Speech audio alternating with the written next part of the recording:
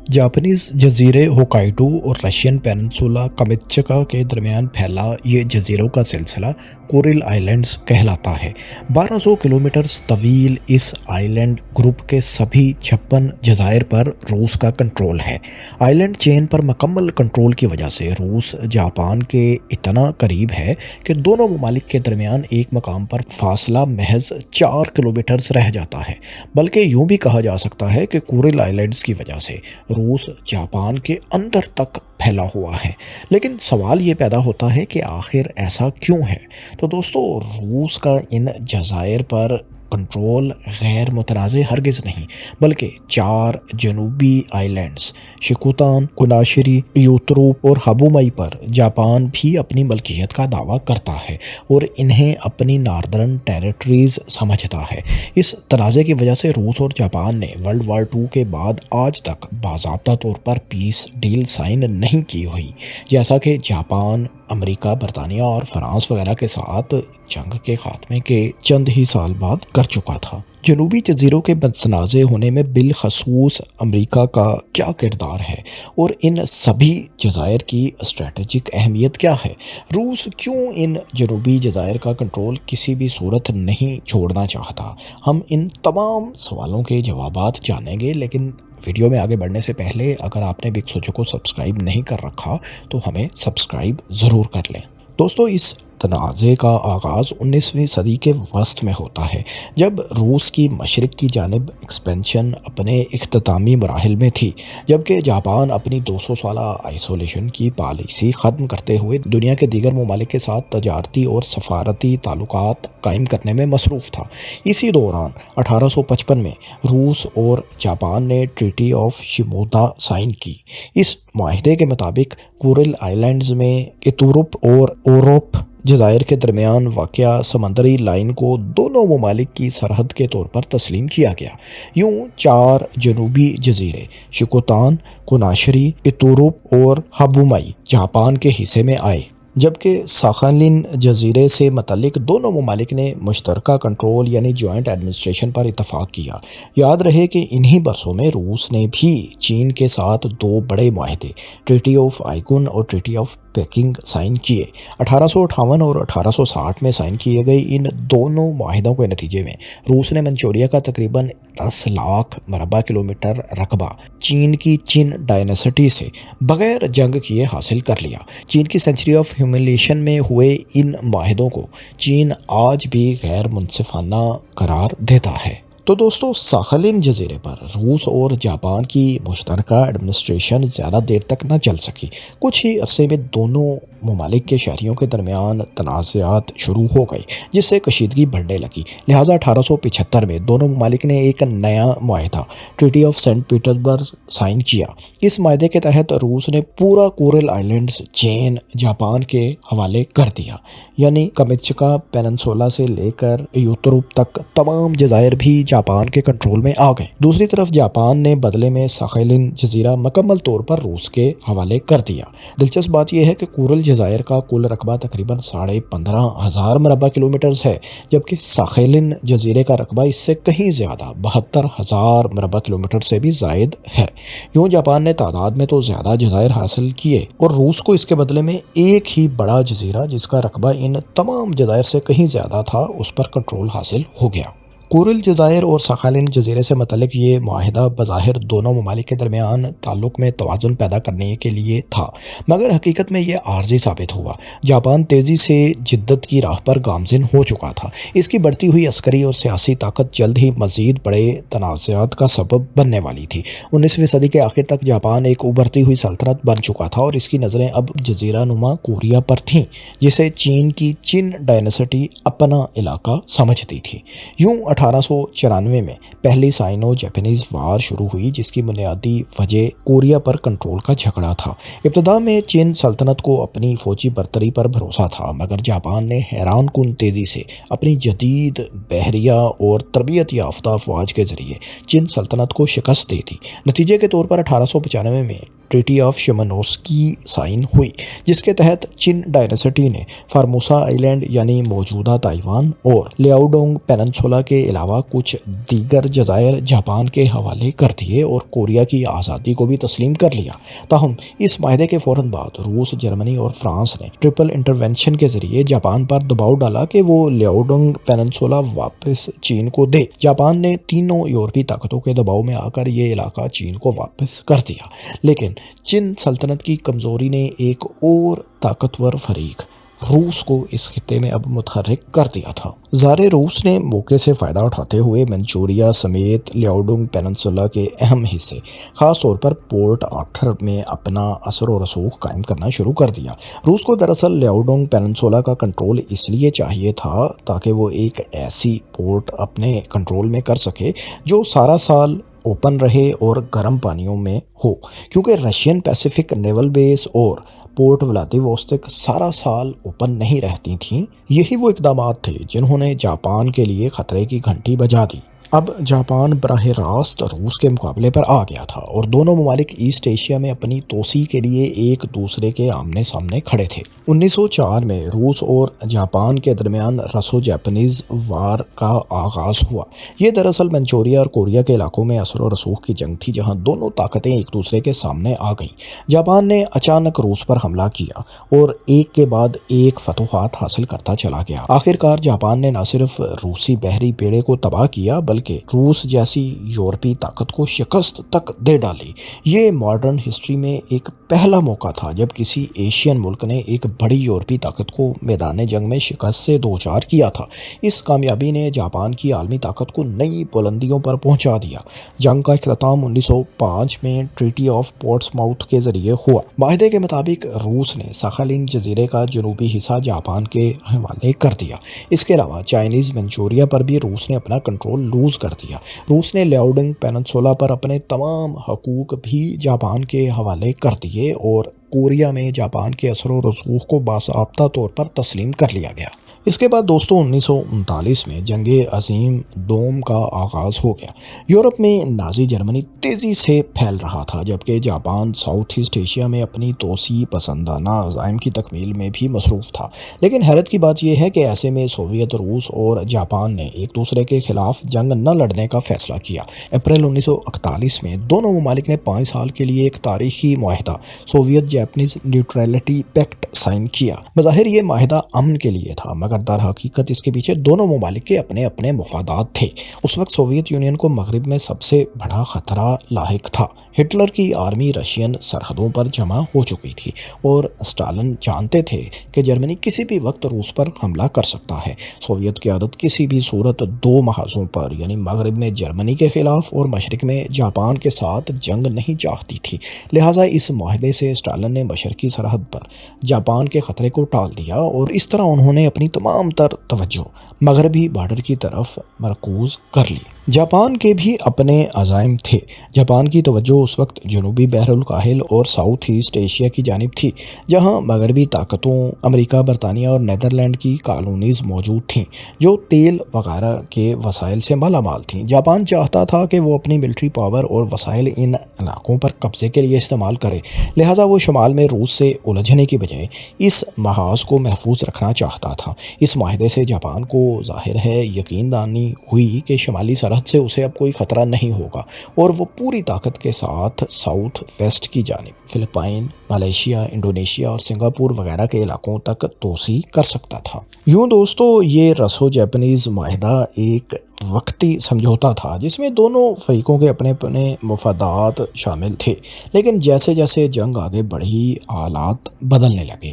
1945 کے اوائل میں جرمنی کی شکست قریب تھی اور اتحادی طاقتیں جاپان کے خلاف فیصلہ کن کارروائی کی تیاری کر رہی تھیں۔ ایسے میں امریکہ، برطانیہ اور سوویت یونین کے رہنماؤں نے فروری 1945 میں ایک اہم اجلاس منعقد کیا جسے یالتا کانفرنس کے نام سے جانا جاتا ہے۔ امریکہ اور برطانیہ کا خیال تھا کہ جرمنی کی شکست کے بعد جاپان کے خلاف طویل زمینی جنگ ضروری ہوگی۔ امریکی فوجی اندازوں کے مطابق اگر جاپان پر زمینی حملہ کیا گیا تو 10 لاکھ سے زائد اتحادی فوجیوں کی جانیں بھی جا سکتی تھیں۔ امریکی صدر فرینکلن ڈی روزویلٹ کسی تباہ کن زمینی جنگ سے بچنا چاہتے تھے، اس لیے انہوں نے اسٹالن سے یہ کہا کہ وہ جاپان کے خلاف جنگ میں شامل ہوں۔ اس کے بدلے روس سے وعدہ کیا گیا کہ پورے کورل آئلینڈز اور ساخالین جزیرے کے جنوبی حصے پر بھی روس کا کنٹرول وہ تسلیم اس کے بدلے میں کر لیں گے۔ یاد رہے کہ تب پورے کورل آئلینڈز اور جنوبی ساخالین جزیرے کا کنٹرول جاپان کے پاس تھا۔ یوں یالتا کانفرنس میں ایک ایسا خفیہ معاہدہ طے پایا جس نے مستقبل میں کورل جزائر کے تنازع کی بنیاد رکھ دی۔ مئی 1945 میں جرمنی نے ہتھیار ڈال دیے اور یورپ میں جنگ ختم ہو گئی۔ اب سوویت یونین نے اپنی تمام تر توجہ مشرق کی جانب مبذول کر لی۔ نیوٹرلٹی معاہدے سے سوویت یونین اپریل ہی میں یک طرفہ طور پر دستبردار ہو چکا تھا۔ 9 اگست 1945 کی رات روس نے جاپانی فورسز پر چائنیز منچوریا ریجن میں حملہ کر دیا، جو تب جاپان کے زیر اثر علاقہ تھا۔ یہ حملہ جاپان کے لیے دوہرا صدمہ ثابت ہوا، کیونکہ محض 3 دن قبل ہی امریکہ نے ہیروشیما پر ایٹم بم گرایا تھا۔ 9 اگست کے دن جب ناگاساکی پر دوسرا بم گرایا گیا تو اسی روز روسی افواج نے بھی مشرقی محاذ پر پیش قدمی شروع کر دی۔ سوویت افواج نے منچوریا میں جاپانی فوج کو تیزی سے شکست دی اور پھر آگے بڑھتے ہوئے ساخالین جزیرے کے جنوبی حصے اور کورل آئلینڈز کی پوری چین پر بھی قبضہ کر لیا۔ انہی کارروائیوں کے دوران پورا کورل آئلینڈ چین، جس میں 4 انتہائی جنوبی جزائر ایتوروپ، کوناشیری، شکوتان اور ہیبومائی بھی شامل تھے، روس کے قبضے میں آ گئے، جن پر جاپان اپنی ملکیت کا دعویٰ کرتا تھا۔ جاپان نے ہتھیار تو ڈال دیے تھے، مگر اس کے بعد جو معاہدے ہوئے انہوں نے ان جزائر کے تنازع کو ختم کرنے کی بجائے مزید پیچیدہ بنا دیا۔ یالتا کانفرنس کے دوران اگرچہ امریکہ اور برطانیہ نے روس سے جاپان پر حملے کی درخواست کی تھی، لیکن سوویت یونین کی کامیابی کسی بیرونی حمایت کا نتیجہ نہیں تھی۔ جرمنی کی شکست کے بعد روسی افواج جدید ہتھیاروں، فضائی اور زمینی صلاحیت کے ساتھ مشرقی محاذ کی طرف منتقل ہو چکی تھی، اور جاپان کے خلاف فوجی مہم مکمل طور پر صرف سوویت یونین کی حکمت عملی اور منصوبہ بندی تھی۔ ماہرین کے مطابق سوویت روس جرمنی کے محاذ سے فری ہو کر اب خاصا طاقتور ہو چکا تھا، اور وہ صرف اپنے بل بوتے پر جاپان کو شکست دینے کی پوزیشن میں بھی تھا۔ لیکن امریکہ نے ایٹم بم کا استعمال کر کے تاریخ کا رخ اس طرح سے موڑ دیا کہ فتح کا زیادہ کریڈٹ امریکہ ہی کو مل گیا، اور ظاہر ہے امریکہ چاہتا بھی یہی تھا کہ کہیں اس فتح کا کریڈٹ سوویت روس کو نہ مل جائے۔ مطلب یہ کہ اکثر مورخین اس بات پر اتفاق کرتے ہیں کہ اگر امریکہ ایٹم بم جاپان پر نہ بھی کراتا تو جاپان کو شکست سوویت روس نے دے ہی دینا تھی۔ دوستو، جاپان کی شکست سے چند روز پہلے ہی جولائی 1945 میں پوسڈم ڈکلیریشن جاری کی جا چکی تھی۔ اس میں جنگ کے بعد حدود اور مستقبل کے بارے میں بنیادی اصول طے کیے گئے تھے۔ ڈکلیریشن کے مطابق جاپان کی خود مختاری صرف ہونشو، ہوکائیدو، کیوشو اور شکوکو اور ایسے چھوٹے جزائر تک محدود رہنا تھی جن کا فیصلہ اتحادی طاقتوں نے خود بعد میں کرنا تھا۔ لیکن یہاں ابہام یہ تھا کہ اس میں واضح نہیں کیا گیا تھا کہ چھوٹے جزائر سے مراد کون سے جزیرے ہیں، اور نہ ہی کورل آئلینڈز کا نام ان میں لیا گیا تھا۔ یہی ابہام آگے چل کر جاپان اور روس کے درمیان سرحدی تنازع کی بنیاد بنا۔ دراصل پوسڈم ڈکلیریشن کی بنیاد کائرو ڈکلیریشن پر رکھی گئی تھی، جو 2 سال پہلے 1943 میں جاری ہوئی تھی۔ کائرو ڈکلیریشن میں طے ہوا تھا کہ جاپان کو وہ تمام علاقے واپس کرنے ہوں گے جو اس نے لالچ اور جارحیت کے ذریعے حاصل کیے تھے۔ 1951 میں یعنی جنگ عظیم کے خاتمے کے 6 سال بعد امریکہ نے ایک نیا معاہدہ پیش کیا جسے سین فرانسسکو پیس ٹریٹی کہا جاتا ہے۔ اس معاہدے کے ذریعے جاپان اور امریکہ کے اتحادی ممالک برطانیہ، فرانس وغیرہ کے درمیان جنگ کا باضابطہ اختتام ہوا۔ معاہدے میں طے پایا کہ جاپان کورل آئلینڈز اور جنوبی ساخالین جزیرے پر اپنا حق ملکیت ترک کر دے گا، مگر دلچسپ بات یہ تھی کہ اس بار بھی یہ واضح نہیں کیا گیا کہ کورل آئلینڈز کس ملک کے کنٹرول میں آئیں گے، کیونکہ سوویت یونین نے یہ معاہدہ سائن ہی نہیں کیا تھا، وہ تو اس میں فریق ہی نہیں تھا۔ مزید یہ کہ معاہدے میں یہ وضاحت بھی نہیں کی گئی کہ کورل آئلینڈ سے مراد کون کون سے جزیرے ہیں۔ اسی ابہام کا فائدہ جاپان نے بعد میں اٹھایا۔ جاپان نے موقف اختیار کیا کہ 4 انتہائی جنوبی جزائر इतुरूप, कुनाशिरी, शिकोतान और हिबोमाई दरअसल कोरल आइलैंड चेन का हिस्सा ही नहीं, बल्कि ये तो जापान की नॉर्दर्न टेरिटरीज हैं। जापानीज मौक़िफ़ के मुताबिक चूंकि इन जज़ायर का जिक्र किसी भी अमन माहदे में बतौर कोरल जज़ायर नहीं किया गया, इसलिए इन पर रूस का कंट्रोल गैर कानूनी है। दूसरी जानब रूस का मौक़िफ़ है कि याल्टा कॉन्फ्रेंस के खुफिया माहदे और बाद की जंगी कार्रवाइयों के नतीजे में ये जज़ायर जायज़ तौर पर सोवियत यूनियन और अब रूस के कंट्रोल में हैं। इसके बाद दोस्तों 1956 में जापान और सोवियत यूनियन ने Soviet Japanese joint declaration sign की, जिसने दोनों ममालिक के दरमियान हालत जंग को ख़त्म किया और सफारती ताल्लुकात को बहाल किया। तहम कोरल आइलैंड्स के तनाज़े की गैर वाज़ेह सूरत हाल की वजह से कोई बाज़ाब्ता अमन माहिदा तब नहीं हो सका। जॉइंट डिक्लेरेशन में एक अहम रायत सोवियत यूनियन की जानिब से ये शामिल की गई, जिसके तहत हबुमई और शिकोतान जज़ायर जापान को मुंतकिल करने का वादा किया गया, जो इंतहाई जनूबी जज़ायर थे, मगर ये मुंतकिली इस शर्त पर रखी गई कि दोनों ममालिक मुस्तकबिल में एक बाकायदा अमन माहिदे पर दस्तखत करेंगे। जापान ने चाहे इस पेशकश को मुस्तरद किया, लेकिन वो चूँकि ताकत की पोजीशन में नहीं था, लिहाजा हो सकता था वो इस पर राज़ी भी हो जाता। लेकिन दोस्तों यहाँ अमेरिका की एंट्री इस मामले में होती है, जिसे माहिरीन इस तनाज़े के तवील अरसे तक ना ख़त्म होने की एक बड़ी वजह भी करार देते हैं। जब जापान सोवियत यूनियन के साथ सिर्फ हबुमई और शिकोतान जज़ायर वापस लेने पर राज़ी हो सकता था, तब अमेरिकी secretary of state John poster डोलिस ने जापान को खबरदार किया कि अगर वो इतुरूप और कोनाशिरी जज़ीरों के दावों से दस्तबरदार हुआ तो अमेरिका ओकिनावा जज़ायर पर अपना कंट्रोल मुस्तकिल तौर पर भी रख सकता है। याद रहे कि जापान के कई जनूबी जज़ीरों पर जंग अज़ीम 2 में शिकस्त के बाद अमेरिका का कंट्रोल आ चुका था, जिनको ओकिनावा जज़ायर कहा जाता है। जापान ने इस अमेरिकी दबाव के तहत अपने मौक़िफ़ में तब्दीली की और चारों जज़ीरों पर अपना दावा करना शुरू कर दिया, जिससे अमन मज़ाकरात रूस के साथ फ़ौरन नाकाम हो गए। इस तरह सोवियत यूनियन की कोशिशें जुज़वी रायत के बावजूद भी अमन माहिदे तक ना पहुँच सकीं। यूँ अमेरिका ने सख्त जंग के दौरान जापान और सोवियत यूनियन के दरमियान फासले कायम रखने में कामयाबी हासिल कर ली। 1960 में जापान ने अमेरिका के साथ treaty of mutual cooperation and security sign किया, तो सोवियत यूनियन का मौक़िफ़ भी इन जज़ायर पर मज़ीद सख्त हो गया। सोवियत यूनियन ने कहा कि जब तक जापान की सरज़मीन पर अमरीकी बेसिस मौजूद हैं, वो ये इंतहाई 2 जनूबी जज़ायर भी जापान को वापस नहीं करेगा, जिन्हें वो जापान को रायत के तौर पर देने पर पहले रज़ामंद था। सोवियत यूनियन टूटने के बाद भी इस तनाज़े को हल करने की कोशिशें हुईं, जो बेनतीजा ही साबित हुईं। 2016 में व्लादिमीर पुतिन और जापानी वज़ीर आज़म शिंजो एबे ने 1956 के डिक्लेरेशन की बुनियाद पर तनाज़ा हल करने पर इत्तफ़ाक़ किया, जिसका मतलब ये था कि सिर्फ 2 इंतहाई जनूबी जज़ायर शिकोतान और हबुमई पर बातचीत हो सकती थी। लेकिन 2020 में रूस ने अपने आइन में एक तरमीम की। इस तरमीम के बाद रूसी हुकूमत अपने किसी भी इलाके को किसी और मुल्क के हवाले नहीं कर सकती थी, जिससे अब ये मज़ीद वाज़ेह हो जाता है कि रूस शायद ये जज़ीरे अब कभी भी जापान को वापस नहीं करेगा, क्योंकि ऐसा करने के लिए रूस को अपने आइन में भी एक दफ़ा फिर तब्दीली करना पड़ेगी।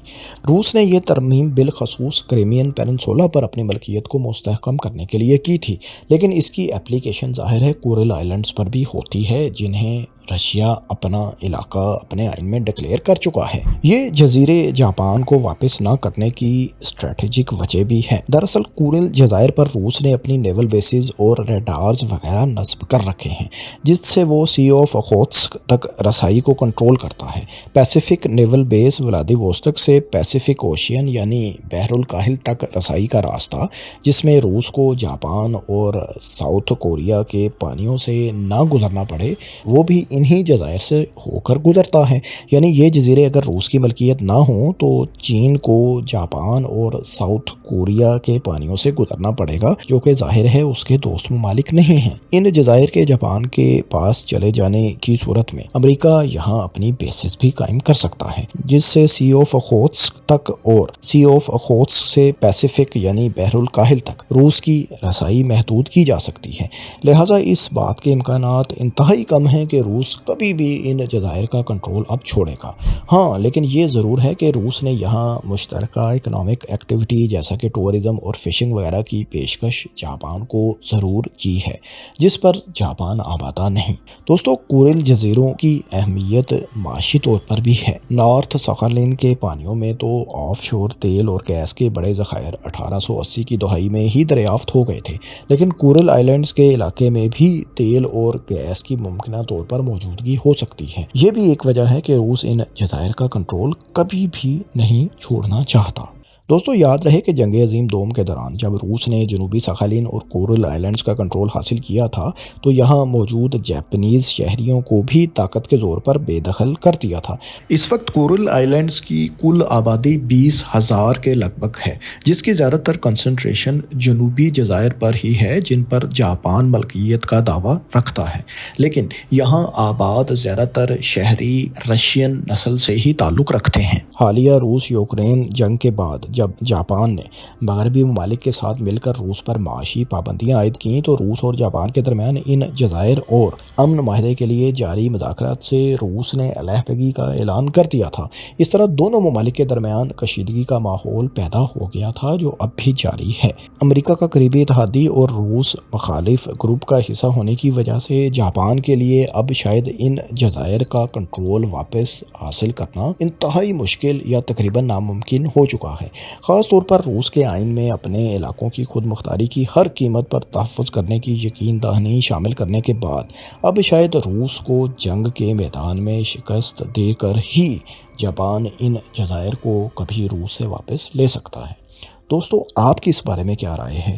کیا جاپان نے 1956 میں روس کی جانب سے 2 قریب ترین جزیروں کی واپسی کی پیشکش امریکی ایما پر ٹھکرا کر غلطی نہیں کی؟ کمنٹس میں اپنی رائے سے ضرور آگاہ کریں، اور اس طرح کی معلوماتی تحقیقاتی دلچسپ ویڈیوز آئندہ بھی دیکھنے کے لیے بگ سوچو کو سبسکرائب کر لیں۔ شکریہ۔